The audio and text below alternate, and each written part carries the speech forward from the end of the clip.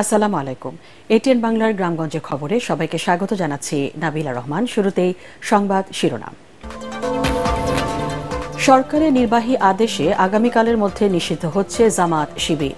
সাম্প্রতিক সহিংসতায় জড়িত ছিল দলটি, জানালেন আইনমন্ত্রী। কোটা সংস্কার আন্দোলনের সহিংসতায় নিহতদের স্মরণে সারা দেশে পালিত হচ্ছে জাতীয় শোক। কাল থেকে অফিস আদালত চলবে স্বাভাবিক সময়সূচিতে। কোটা আন্দোলনে নরসিংদীতে কারাগার ছাড়াও ভাঙচুর হয়েছে 9টি প্রতিষ্ঠান। অচল হয়ে পড়েছে সিরাজগঞ্জের তাঁত শিল্প। এবং পটুয়াখালীতে গড়ে উঠছে দেশের দ্বিতীয় বৃহৎ ইপিজেড। কর্মসংস্থানের পাশাপাশি $2000 মিলিয়ন আয়ের প্রত্যাশা। শুনছিলেন সংবাদ শিরোনাম, এবার বিস্তারিত। সরকারের নির্বাহী আদেশে নিষিদ্ধ হচ্ছে জামাত শিবির। আইনমন্ত্রী আনিসুল হক জানিয়েছেন, আগামীকালের মধ্যে যুদ্ধাপরাধী দলটিকে নিষিদ্ধ করা হবে। শিক্ষার্থীদের কোটা আন্দোলনকে ঘিরে সংঘাত সহিংসতার প্রেক্ষিতে গতকাল আওয়ামী লীগ নেতৃত্বাধীন 14 দলের বৈঠকে জামাত শিবিরকে নিষিদ্ধ করার সিদ্ধান্ত হয়। মন্ত্রী জানান, জামাত শিবিরকে নিষিদ্ধ করতে আগামীকালের মধ্যে ব্যবস্থা নিতে নির্দেশ দিয়েছেন প্রধানমন্ত্রী শেখ হাসিনা। কোটা সংস্কার আন্দোলনের সুযোগে দেশ জুড়ে চালানো সহিংসতায় জামাত শিবিরের সম্পৃক্ততা পাওয়া গেছে বলে দাবি করেন আইনমন্ত্রী। দলটিকে নিষিদ্ধ করা হলে দেশের আইনশৃঙ্খলা ও রাজনৈতিক পরিস্থিতির উন্নতি হবে বলে আশা করেন তিনি। এর আগে আন্তর্জাতিক অপরাধ ট্রাইব্যুনালের রায়ে জামাত শিবিরকে যুদ্ধাপরাধী দল হিসেবে উল্লেখ করা হয়। কোটা সংস্কার আন্দোলনকে ঘিরে সংঘাত সহিংসতায় নিহতদের স্মরণে আজ সারা দেশে জাতীয় শোক পালিত হচ্ছে। গতকাল মন্ত্রিসভার বৈঠকে এই সিদ্ধান্ত নেওয়া হয়। এর অংশ হিসেবে ঠাকুরগাঁয়ে যথাযথ মর্যাদায় শোক পালিত হচ্ছে। কালো ব্যাজ ধারণ করেন জেলার বিভিন্ন সরকারি বেসরকারি প্রতিষ্ঠানের কর্মকর্তা কর্মচারীরা। বিভিন্ন মসজিদ, মন্দির, গির্জা সহ অন্যান্য উপাসনালয়ে নিহতদের স্মরণে দোয়া, মোনাজাত ও প্রার্থনা করা হয়। কোটা সংস্কার আন্দোলনে সহিংসতা নিহতদের স্মরণে জামালপুরে শোক পালিত হয়েছে। এ উপলক্ষে কালো ব্যাজ ধারণ, মসজিদ ও মন্দিরে আহতদের সুস্থতা এবং নিহতদের আত্মার শান্তি কামনায় বিশেষ দোয়া ও প্রার্থনার আয়োজন করা হয়। সরকার ঘোষিত কর্মসূচির অংশ হিসেবে হবিগঞ্জে কালো ব্যাজ ধারণ শোক কর্মসূচি পালন করেছেন সরকারি কর্মকর্তা কর্মচারী সহ আওয়ামী লীগের নেতাকর্মীরা। সিলেটে অফিসে আদালতে জাতীয় পতাকা অর্ধনমিত করা ছাড়াও মিলাদ ও দোয়া মাহফিলের আয়োজন করা হয়। দুপুরে সিলেট সিটি কর্পোরেশনে আয়োজন করে দোয়া মাহফিলের। এতে সহিংসতায় নিহতদের রুহের মাগফিরাত কামনার পাশাপাশি আহতদের দ্রুত সুস্থতা চেয়ে দোয়া করা হয়। সিটি কর্পোরেশনের কর্মকর্তা কর্মচারী সহ বিভিন্ন ওয়ার্ড কাউন্সিলররা এ সময় উপস্থিত ছিলেন। কোটা আন্দোলনকে ঘিরে বিএনপি, জামাত ও শিবিরের সহিংসতায় নিহতদের স্মরণে ও তাদের আত্মার শান্তি কামনায় শেরপুরে দোয়া মাহফিল ও শোক র্যালি অনুষ্ঠিত হয়েছে। দুপুরে শেরপুর জেলা শাখা আওয়ামী লীগ এই কর্মসূচির আয়োজন করে। জেলা আওয়ামী লীগের সাধারণ সম্পাদক ও শেরপুর 1 আসনের সংসদ সদস্য সানোয়ার হোসেন সানুর নেতৃত্বে জেলা আওয়ামী লীগ ও অঙ্গ সংগঠনের নেতাকর্মীরা কালো ব্যাজ ধারণ করেন।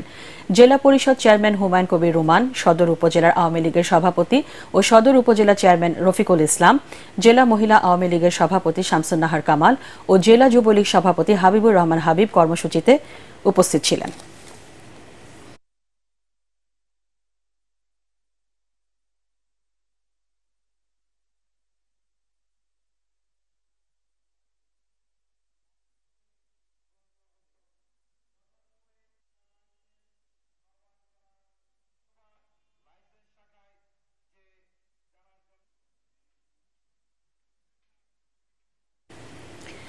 কোটা সংস্কার আন্দোলনকে কেন্দ্র করে 9 দফা দাবি ও হামলার প্রতিবাদে খুলনার শিববাড়ি মোড় অবরোধ করে বিক্ষোভ করেছে শিক্ষার্থীরা। সকাল 11:30টার দিকে শহরের শিববাড়ি মোড়ে জড়ো হয়ে দুপুর 2টা পর্যন্ত সড়কে অবস্থান নেয় তারা। এ সময় ওই এলাকার রাস্তাগুলোতে যান চলাচল বন্ধ করে দেয় পুলিশ। পরে আইনশৃঙ্খলা রক্ষাকারী বাহিনীর অনুরোধে স্থান ত্যাগ করেন শিক্ষার্থীরা। এ সময় আটক নেতাদের মুক্তি ও দাবি আদায় না হওয়া পর্যন্ত রাজপথ না ছাড়ার হুঁশিয়ারি দেন শিক্ষার্থীরা। অবরোধ চলাকালে এলাকায় অতিরিক্ত পুলিশ মোতায়েন ছিল। এদিকে কেন্দ্রীয় কর্মসূচির অংশ হিসেবে রাজশাহী বিশ্ববিদ্যালয়ের প্রধান ফটকের সামনে বিক্ষোভ করেছে বৈষম্য বিরোধী ছাত্র আন্দোলনের শিক্ষার্থীরা। প্রায় 1 ঘণ্টা রাজশাহী ঢাকা মহাসড়ক অবরোধের পর 9 দফা দাবি পেশ করেন তারা। এ সময় বিশ্ববিদ্যালয়ের কয়েকজন শিক্ষক তাদের সাথে ছিলেন। কর্মসূচি চলাকালে পুলিশ, আনসার, র্যাব, বিজিবি সহ সেনাবাহিনীর সদস্যরা উপস্থিত ছিলেন।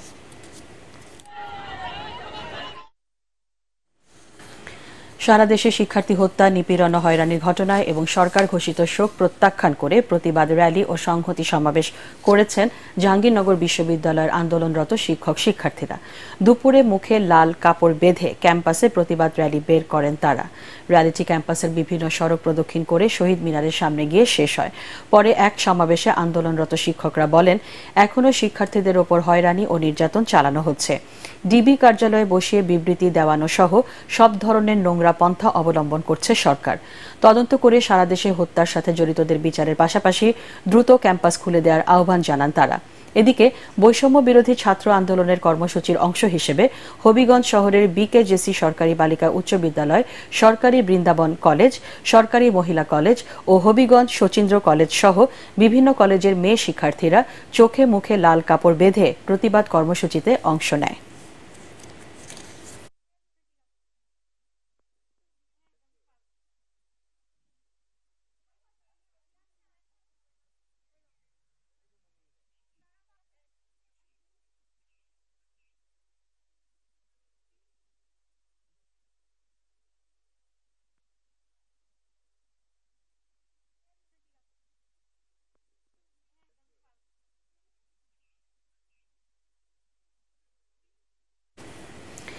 আগামীকাল থেকে সব অফিস আদালত স্বাভাবিক সময়সূচি অনুযায়ী চলবে বলে জানিয়েছে জনপ্রশাসন মন্ত্রণালয়।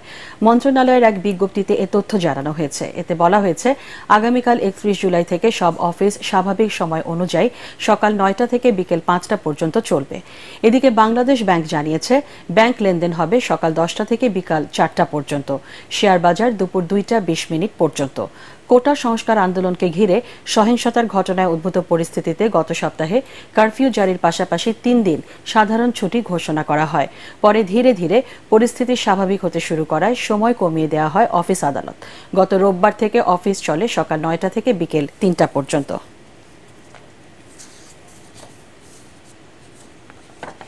কারফিউর কারণে বরিশালে গণপরিবহনে কমেছে যাত্রী সংখ্যা। এতে বিপাকে পড়েছেন মালিক, শ্রমিক ও গাড়ি চালকরা। স্থানীয়রা জানান, এই সুযোগে বরিশাল নগরীতে সিএনজি, অটোরিকশা, ইজি বাইক ও অন্যান্য 3 হুইলারের বেপরোয়া চলাচল ও আইন না মানায় যাত্রী পথচারীরা সবসময় রয়েছেন আতঙ্কে। এতে যানজটের পাশাপাশি প্রায়ই ঘটছে দুর্ঘটনা। অন্যদিকে লাগাতার কারফিউ থাকায় যাত্রী সংকটে লঞ্চ চলাচল সীমিত রয়েছে। আগে বরিশাল ঢাকা রুটে 4 থেকে 5টি লঞ্চ চলাচল করলেও বর্তমানে চলছে 1টি করে। আজ জেলায় সকাল 6টা থেকে রাত 8টা পর্যন্ত কারফিউ শিথিল রয়েছে। শিক্ষার্থীদের কোটা আন্দোলনের সুযোগ নিয়ে নরসিংদী জেলা কারাগারে হামলা সহ অন্তত 9টি সরকারি দপ্তরে ভাঙচুর চালিয়েছে দুর্বৃত্তরা। নাশকতাকারীদের প্রধান লক্ষ্য ছিল জেলা প্রশাসকের কার্যালয়, থানা ও পুলিশ ফাঁড়ি সহ প্রশাসনিক ভবনগুলো। বর্বরোচিত এই হামলায় সরকারি স্থাপনার পাশাপাশি ক্ষতিগ্রস্ত হয়েছে বিভিন্ন বেসরকারি প্রতিষ্ঠানও। নরসিংদী প্রতিনিধি বেনজির আহমেদ বেনুর পাঠানো রিপোর্ট, জানাচ্ছেন মিজান শাহজাহান।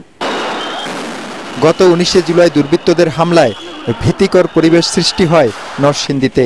নাশকতাকারীরা হামলা চালায় সরকারি বিভিন্ন দপ্তরে, আগুন দেওয়া হয় জেলা কারাগারে, বের করে নেওয়া হয় 826 কয়েদিকে।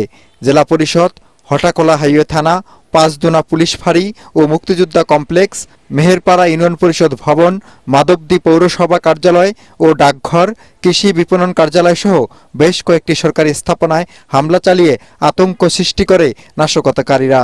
তাদের সহিংসতা থেকে বাদ যায়নি বেসরকারি প্রতিষ্ঠানও। হাজার হাজার মানুষ হাতের মধ্যে বোম, তারপরে বড় বড় দাও, ছুরি। অফিসের সবকিছুই ভাঙচুর করছে, 40 লক্ষ টাকার মতো ক্ষয়ক্ষতি করছে। পৌরসভার এই গেট ভেঙে তারা ভিতরে ঢুকে এই পৌরসভা, আপনারা দেখতে পাচ্ছেন পৌরসভা যে তাণ্ডব চালিয়েছে, যেটা স্বাধীনতার পরে পাকিস্তান হানাদার বাহিনীরা কিন্তু এই মাধবদী ইউনিয়ন পরিষদের মধ্যে কোনো ইউনিয়ন থাকাকালীনও কিন্তু এখানে আক্রমণ করেনি। প্রাথমিক হিসাবে সহিংসতায় কোটি টাকার ক্ষতি হয়েছে বলে জানান জেলা প্রশাসক। আমাদের 85টা অস্ত্র লুট হয়েছে, সেগুলো আমরা কত দ্রুত উদ্ধার করতে পারি। যে 826 জন যে বন্দীরা বেরিয়ে গেল, সবাই তো আর পালিয়ে যায় নাই, অনেকে কিন্তু বাধ্য হয়েছেন বেরিয়ে যেতে। তাদেরকে দ্রুততম সময়ের ভিতরে তাদেরকে একটু অভয় দিয়ে তারা যেন আত্মসমর্পণ করে। জেলা পুলিশ সুপার জানান, হামলার সাথে জড়িতদের গ্রেপ্তারে কাজ করছে আইন শৃঙ্খলা রক্ষাকারী বাহিনী। এবারের যে আক্রমণ, তাদের মূল টার্গেট ছিল এই পুলিশ, তার পাশাপাশি সরকারের যত স্থাপনা আছে, গুরুত্বপূর্ণ স্থাপনাগুলো আছে সেগুলোতে। আমাদের প্রতিটি থানায় প্রায় তারা আক্রমণ চালাতে চেষ্টা করেছিল। সরকারি বেসরকারি দপ্তর ও স্থাপনায় হামলা ও অগ্নিকাণ্ডের ঘটনায় পৃথক 11টি মামলা দায়েরের পাশাপাশি এখন পর্যন্ত 234 জনকে গ্রেপ্তার করেছে police. Bureau report, ATN Bangla. বন্যার পর এবার টানা কারফিউতে অচল হয়ে পড়েছে সিরাজগঞ্জের ঐতিহ্যবাহী তাঁত শিল্প। ক্রেতাশূন্য কাপড়ের হাট, ক্ষতিগ্রস্ত তাঁত মালিক ও ব্যবসায়ীরা, বেকার হয়ে পড়েছে শ্রমিকরা। তবে স্থানীয় প্রশাসন ও তাঁত বোর্ডের কর্মকর্তারা আশা করছেন খুব শীঘ্রই পরিস্থিতি স্বাভাবিক হবে। সিরাজগঞ্জ প্রতিনিধি ফেরদৌস হাসানের তথ্য ও ভিডিও চিত্রে ডেস্ক রিপোর্ট।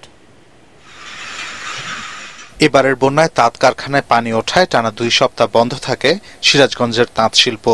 এরপর কোটা সংস্কার আন্দোলনকে কেন্দ্র করে অনির্দিষ্টকালের কারফিউতে অচল হয়ে পড়ে জেলার বেলকুচি, এনায়েতপুর, শাহজাদপুর ও চৌহালি এলাকার তাঁতপল্লীগুলো।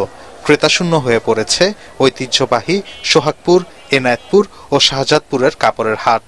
বন্যা পরিস্থিতি স্বাভাবিক হওয়ায় ঘুরে দাঁড়ানোর প্রস্তুতি নিতেই ছাত্র আন্দোলনের জেরে দেশজুড়ে অনির্দিষ্টকালের কারফিউ যেন মরার উপর খাড়ার ঘা হয়ে দাঁড়িয়েছে। ব্যবসা বাণিজ্য, তাঁত খাত পানি ওঠার কারণে এবং এই কোটা আন্দোলনের এই কারফিউর কারণে ব্যাপারী পাই না, ব্যাপারী নাই। 2 সপ্তাহ হলো কাজ নাই, এই মহাজন টাকা যায় না, তো আমাদের সংসার চালানোর অসুবিধা হয়েছে। তা আমরা খুব ক্ষতিগ্রস্ত। এই আমাদের সয়দাবাদ, গাছাবাড়ি খুবই তাঁত শিল্পও ক্ষতিগ্রস্ত। ক্ষতি পুষিয়ে নিতে তাঁত মেলার আয়োজনের কথা জানিয়েছে জেলা তাঁত বোর্ড। আমাদের হচ্ছে ঈদের পরে বাজার একটু মন্দা, তো এখন তারপর কারফিউ। তাঁত শিল্পকে বাঁচিয়ে রাখতে উপজেলা প্রশাসনের পক্ষ থেকে ক্ষতিপূরণের ব্যবস্থা করার কথাও জানানো হয়েছে। বন্যা এটা প্রতি বছরই হয়ে থাকে, স্বাভাবিকভাবে এবারও বন্যা হয়েছে। সেই সাথে আর একটা মনুষ্য সৃষ্ট একটা দুর্যোগ হয়েছে, যে কারফিউ হচ্ছে একটা বিশেষ পরিস্থিতির কারণে। আজকে যে হাটবার ছিল, হাটে আমাদের তাঁতিরা একটা বিশেষ একটা মুনাফা পায়, সেটা আজকে হাটবার অনুষ্ঠিত না হওয়ার কারণে তারা একটা অনেক ক্ষতির সম্মুখীন হচ্ছে। পরিস্থিতি স্বাভাবিক হলে তাঁত পণ্য বাজারজাতকরণে নানা উদ্যোগের কথা জানান প্রশাসনের এই কর্মকর্তা। Bureau report, ATN Bangla. দেশের 10 জেলায় 60 কিলোমিটার বেগে ঝড় হতে পারে বলে আভাস দিয়েছে আবহাওয়া অধিদপ্তর। দেশের অভ্যন্তরীণ নদী বন্দরের জন্য আবহাওয়ার পূর্বাভাসে এ তথ্য জানানো হয়েছে। এতে বলা হয়েছে, ঢাকা, ফরিদপুর, খুলনা, যশোর, বরিশাল, পটুয়াখালী, নোয়াখালী, কুমিল্লা, চট্টগ্রাম এবং কক্সবাজার অঞ্চলের ওপর দিয়ে দক্ষিণ দক্ষিণ পূর্ব দিক থেকে ঘণ্টায় 45 থেকে 60 কিলোমিটার বেগে দমকা ও ঝোড়ো হাওয়া সহ অস্থায়ীভাবে বৃষ্টি বা বজ্রসহ বৃষ্টি হতে পারে। এসব এলাকার নদী বন্দরগুলোকে 1 নম্বর সতর্ক সংকেত দেখাতে বলা হয়েছে। সম্প্রতি কোটা আন্দোলনের সহিংসতায় আহত 11 সাংবাদিককে দেখতে নারায়ণগঞ্জ শহরের একটি ক্লিনিকে যান জাতীয় প্রেস ক্লাবের সভাপতি সংসদ সদস্য ফরিদা আক্তার। গতকাল বিকেলে ক্লিনিক পরিদর্শন করে নির্যাতিত নারী সাংবাদিক সহ আহত সাংবাদিকদের শারীরিক অবস্থার খোঁজ খবর নেন তিনি। নারায়ণগঞ্জ প্রেস ক্লাবের সভাপতি আরিফ আলম দীপু, জেলা সাংবাদিক ইউনিয়নের সভাপতি আব্দুল সালাম সহ সাংবাদিক সংগঠনের নেতারা এ সময় উপস্থিত ছিলেন। পরে নারায়ণগঞ্জ প্রেস ক্লাব ও নারায়ণগঞ্জ জেলা সাংবাদিক ইউনিয়নের নেতাদের সাথে আলাদা মতবিনিময় করেন জাতীয় প্রেস ক্লাবের সভাপতি ফরিদা আক্তার। মতবিনিময়কালে এসব ন্যাক্কারজনক ঘটনায় আহত সাংবাদিকদের সমবেদনা জানিয়ে নারী সাংবাদিকদের লাঞ্ছনার ঘটনায় ক্ষোভ প্রকাশ করেন তিনি। কোটা বিরোধী আন্দোলনকে কেন্দ্র করে অস্থিতিশীল পরিস্থিতির নেতিবাচক প্রভাব পড়েছে রাঙামাটির পর্যটন কেন্দ্রগুলোতে। গত 10 দিন ধরে জেলার অধিকাংশ হোটেল, মোটেল, রিসোর্ট খালি পড়ে আছে। বিনোদন কেন্দ্রগুলোতেও শুনশান নীরবতা। পর্যটক শূন্য থাকায় প্রতিদিন লোকসান গুনতে হচ্ছে পাহাড়ি বস্ত্রশিল্প আর পর্যটন ব্যবসায়ীদের। রাঙামাটি প্রতিনিধি পুলক চক্রবর্তীর রিপোর্ট, জানাচ্ছেন তামান্না জেনিফার। পাহাড়ি শহর রাঙামাটিতে সারা বছর বেড়াতে আসেন দেশি বিদেশি অনেক পর্যটক। ঝুলন্ত সেতু, পলওয়েল পার্ক, শুভলং ঝর্ণা, আরণ্যক রিসোর্ট, আসাম বস্তি, কাপ্তাই সড়কে নান্দনিক লাভ পয়েন্ট সহ কাপ্তাই ও বিলাইছড়ির পর্যটন স্পট সারা বছর পর্যটকদের পদভারী মুখর থাকে। তবে কোটা সংস্কার আন্দোলনকে ঘিরে সংঘাত, অস্থিরতা আর কারফিউয়ের কারণে ধস নেমেছে পাহাড়ের পর্যটন খাতে। আমাদের ব্যবসা একদম নাই বললেই চলে। আমরা তো বসে বসেই কি করব, বেচা কিনা নাই, কাস্টমার একদম নাই। এখন বেচা বিক্রি নেই, এমনি বসে থাকতে হয়। একটা বড় মারামার তো হয় না, এই নাই ইনকাম নাই কোনো কিছু। আমাদের ফ্যামিলি নিয়ে আসে অনেক কষ্টে, সংসার চালাইতে পারতেছি না, ইনকাম দিতে পারতেছি না, এমন অবস্থা চলতেছে আমাদের। পর্যটক শূন্য থাকায় প্রতিদিন লোকসান গুনতে হচ্ছে পাহাড়ি বস্ত্রশিল্প আর পর্যটন ব্যবসায়ীদের। এখন বুঝতে পারছি না সামনে কি হয়, ডেলি আমাদের অনেক লস হচ্ছে। সকল বুকিংটা আমাদের ক্যান্সেল হয়ে যায়, যার ফলে আমাদের দৈনিক 50 থেকে 60,000 ক্ষয়ক্ষতি হয়েছে। সর্বমোট 3.5 লাখ টাকার মতো আমরা বাণিজ্যিক ইনকাম থেকে বঞ্চিত হয়েছি। অস্থিরতা কাটিয়ে সবকিছু স্বাভাবিক হলে পর্যটন খাত আবারও চাঙ্গা হবে এবং পর্যটকদের আগমনে মুখর হবে রাঙ্গামাটি, এমনটাই আশা জেলাবাসীর। Bureau report, ATN Bangla. Padma সেতু ও পায়রা বন্দরকে কেন্দ্র করে দেশের দক্ষিণাঞ্চলের জেলা পটুয়াখালীতে গড়ে উঠেছে দ্বিতীয় বৃহৎ রপ্তানি প্রক্রিয়াকরণ অঞ্চল ইপিজেড। সম্পূর্ণ দেশীয় অর্থায়নে প্রায় 1,500 কোটি টাকা ব্যয় প্রকল্পটি বাস্তবায়িত হচ্ছে। এখানে 3.5 লাখ মানুষের কর্মসংস্থানের পাশাপাশি দেশি বিদেশি বিনিয়োগ হতে পারে $1,500 মিলিয়ন, যা থেকে প্রায় $2,000 মিলিয়ন আয়ের প্রত্যাশা সংশ্লিষ্টদের। পটুয়াখালী থেকে জাহিদ রিপনের রিপোর্ট, জানাচ্ছেন আসিফুর রহমান সাগর। ঢাকা কুয়াকাটা মহাসড়কের পাশে পটুয়াখালীর আলিয়াপুরে 410 একর জমির ওপর নির্মাণ করা হচ্ছে দেশের দ্বিতীয় বৃহৎ রপ্তানি প্রক্রিয়াকরণ অঞ্চল ইপিজেড। এতে থাকবে আধুনিক সুবিধা সংবলিত 306টি শিল্প প্লট। 1,443 কোটি টাকা ব্যয়ে সম্পূর্ণ দেশীয় অর্থায়নে প্রকল্পটি বাস্তবায়ন করছে বাংলাদেশ রপ্তানি প্রক্রিয়াকরণ অঞ্চল কর্তৃপক্ষ বেবজা। প্রকল্পের ভূমি অধিগ্রহণ শেষ, এখন শুরু হয়েছে বাস্তবায়নের কাজ। কর্মসংস্থান যে মানুষগুলো হবে, এটা এই ইপিজেডের আশেপাশে যারা, তারাই অগ্রাধিকার পাবে। তো এই যে এতগুলো মানুষের কর্মসংস্থান, অর্থনৈতিক উৎপাদন, এটাকে ঘিরে সামগ্রিক একটা জীবনযাত্রা পরিবর্তন হবে। কর্তৃপক্ষ বলছে ইপিজেড পূর্ণাঙ্গ চালু হলে এখানে বৈদেশিক বিনিয়োগ হবে প্রায় $1,530 মিলিয়ন, যা থেকে প্রতি বছর আয় হবে $1,860 মিলিয়ন। পায়রা সমুদ্র বন্দরের আমদানি রপ্তানি বাণিজ্যে রাখবে গুরুত্বপূর্ণ ভূমিকা। তো ইপিজেড পটুয়াখালীর গলাচিপে হোক অথবা আমাদের ইন্ডাস্ট্রিয়াল এলাকায় হোক, যেখানে হোক, আমাদের এই বন্দরের কার্যক্রম তখন অনেকাংশে বৃদ্ধি পাবে বলে আমি আশা করছি। ইপিজেড যেখানে ডেভেলপ হয়েছে, আপনারা দেখছেন যে বিরাট একটা ওয়ার্কফোর্স কাজ করে।